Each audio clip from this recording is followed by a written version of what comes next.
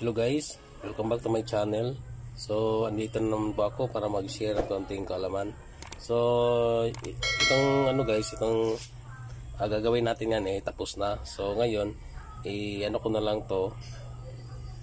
Bali, gawan ko na lang ng tutorial kung baka mayroon kayong na-encounter na ganito doon sa mga probinsya, yun sa mga malayo sa mga technician. Kung sakaling may problema kayo sa ganitong mga EMFM na radio player nyo, so ang problema nito, pag alakasan mo, mawawala siya. So ibig sabihin, kinukulang siya sa power supply niya. So yan yung problema niya. Tapos kahit nakasaksak na siya parati, kasi rechargeable naman to. So kahit nakasaksak siya, ganun pa rin siya. Kapag i-volume mo siya, mawawala siya, ihina hanggang sa mawawala. So kinakapos. So ngayon guys, ang battery nito ay mahirap hanapin.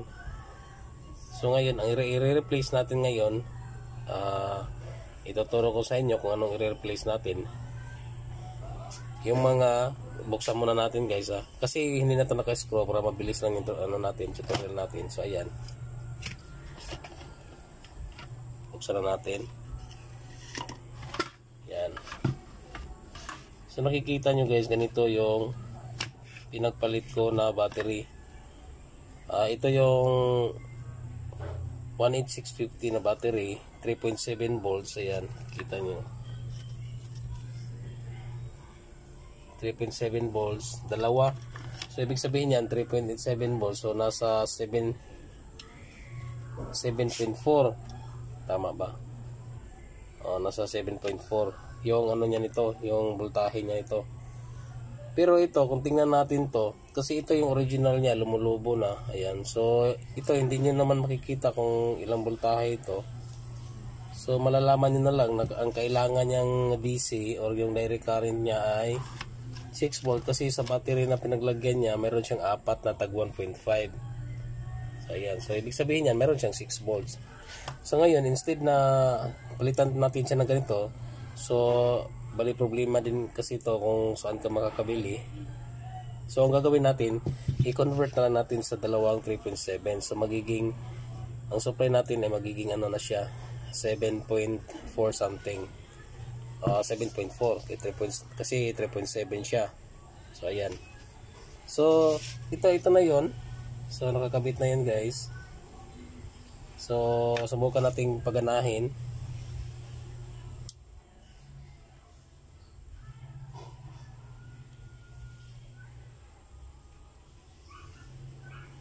So charge natin ng kaunti, saksak natin doon sa tapos baka nag-drain to kasi kapapalit lang natin. So ayan, so pause ko lang muna, tapos isaksak natin yung sa likuran. So ayan na guys, nakasaksak na. So pasensya na guys kung magulo, kasi magulo talaga dito sa mesa ko, makalat kasi. Mayroon tayong mga ginagawa na hindi pa natapos, kaya yun, pakalat-kalat yung mga dito, mga gamit dito. So ayan, nakasaksak na yan guys. Tapos isaksak natin to, nakasaksak na siya sa likod pero hindi pa natin nasaksak sa outlet. So ngayon, isasaksak natin dito sa outlet. Off muna natin to. Ayan. So ingat kayo guys kung gagawa kayo ng kasi ito, pag didikit to sa my circuits, malamang mag-short yan. So ilayo nyo talaga yan. Pati ito, lagyan nyo ng mga sa pin. Ayan.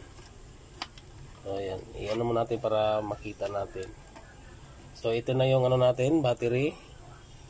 Saksak na natin. Ayan, tapos on.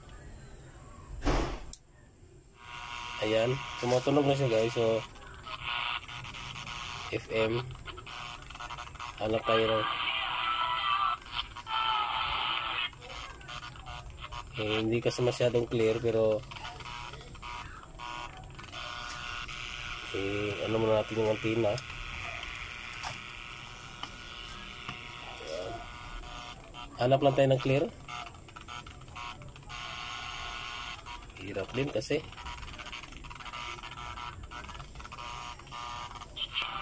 So ito lang yata yung kaya nating signal. So ayan. So lakasan natin. Ayan. Kasi ito guys. Ayan. Hindi lang clear. So kanina namamatay ito paglakasan. Tapos medyo ano siya, medyo hindi maganda yung out niya kasi naka-charge yan. Pero pag hugutin natin yan, kung naka-charge ng kaunti yan, hugutin na natin. Malalaman natin, maging clear na yan. Okay. Hugutin muna natin. Ayan. So ayan, nakahugot na. Ayan. So ayan guys, ito lang yung sinishare muna natin sa inyo. So sana ay nakakatulong. Kasi kung minsan kasi, pag wala ka talagang alam, so wala na. Nahihirapan ka na kung ano yung ipalit mo dito. So ang gagawin mo dyan, maglagay ka na lang dito ng yung battery na ano, yung tawag doon yung mga type C ba yun, type D. Lagay mo dyan. Tapos alam mo naman, mauubos yan. Mas malaki yung gastos mo. So ito, naka-charge na to. Bili ka lang ito. Sa online, nabili ko to, mura lang to. Pero parang biniki yata ko nito. So ang nakalagay dito is nasa 6,000 mAh. So ibig sabihin may 6 ampere siya, pero wala, hindi tunay yung ano niya, laman nito. So hanggang ngayon guys, hanggang dito na lang yung tutorial natin guys. Sana meron kayong natutunan. Kung may mga katanungan man kayo, comment down below. At shout out doon sa mga kasamahan kong tech vlogger. So yung mga tutorial naman natin ay hindi naman masyadong komplikado talaga. Para lang to sa mga mahilig mag DIY at sa mga newbie. Ayan, subaybayan nyo lang yung mga video natin. So hinaan mo na natin. So ayan, subaybayan nyo na lang yung mga ginagawa nating tutorial. At para pang simula lang sa inyo mga newbie. So at least meron kayong mga idea kung paano. So ngayon guys, ganito lang uli. Ito, dalawang battery lang. Tapos yung battery gawin pala natin para malaman nyo, tanggalin muna natin, tutuklapin natin to. Ang tawag dito ay series connection para tataas siya. Ayan. Yung isang dulo, ayan, isang dulo, para nagkabit na kayo sa flashlight. Ganun lang. Ayan. Negative, tapos papunta, yung positive papunta sa negative naman. So ayan. Ganyan lang yung connection niya. Ayan. Close up muna natin. Ayan, para sa mga hindi talaga hindi pa masyadong alam yung mga paano magkabit nito. Yung parallel, ito yung parallel, yung yung series sa connection niya. Ayan. Para maging 7 volt siya. 7.4. Ayan. So hanggang sa muli guys, God bless po sa ating lahat.